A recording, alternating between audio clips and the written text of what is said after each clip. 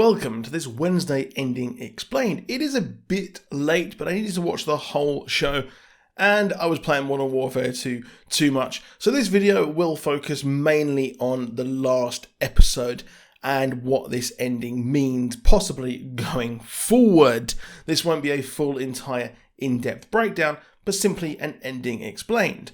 This is the latest entry into the Addams Family franchise, and while it didn't top the 90s movies for me as their absolute classic, it does seem like an insane hit for Netflix, matching the watch time for Stranger Things Season 4 and top in almost 90 countries. I will say though, Jenna Ortega excels as Wednesday Addams and follows the footsteps of Christina Ricci, who appeared in this as the secret villain, much more than the small cameo I was expecting. Now, Wednesday is kicked out of school for defending her brother and is sent to Nevermore Academy. Sadly, the show for me did feel a bit too young, feeling like a mixture of Harry Potter meets Riverdale, and it wasn't the greatest show for me personally.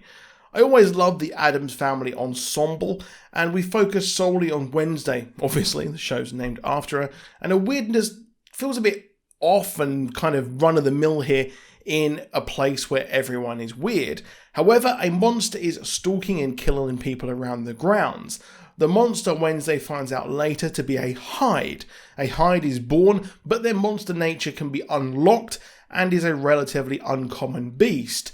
Hydes usually have a controller, and Wednesday searches for this, suspecting a few people, with the main mystery of the season being this monster, as well as the prophecy and visions that Wednesday was having that could see her burn down the school. The vision of her in front of the school burning shook her to the core, but we found out later that, well, this was actually Joseph Crackstone who was burning down the school.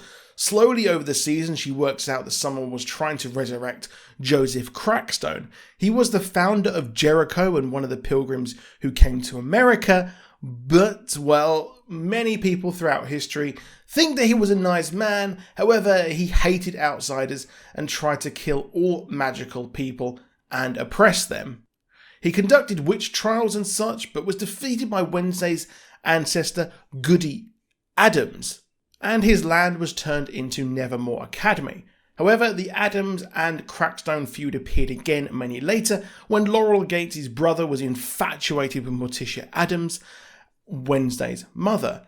And, well, Morticia killed him, and the blame fell on her future husband, as he was stalking her despite him being a normie, and this was mirrored later on. Crackstone's line ended as Laurel Gates, the family member, supposedly died abroad, but she didn't, and in a shocking twist, Thornhill was revealed to be Laurel. What a surprise. I always thought she was sus throughout the whole show. Wednesday works this out as Eugene remembers seeing red boots, which belonged to none other than Miss Thornhill.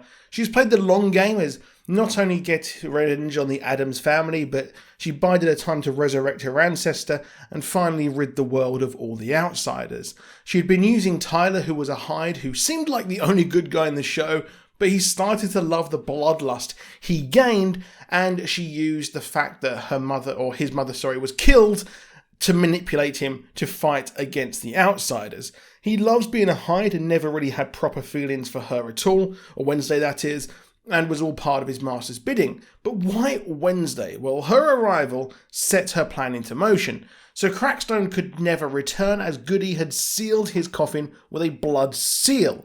Laurel had to get her blood to open this and bring Crackstone to life. He returns but is defeated by Goody, who merged with Wednesday and uses her powers to get Wednesday to get back up after being stabbed. The vision was actually Crackstone putting Nevermore in flames, and she had it all wrong this time, with Bianca coming in clutch to stab Crackstone.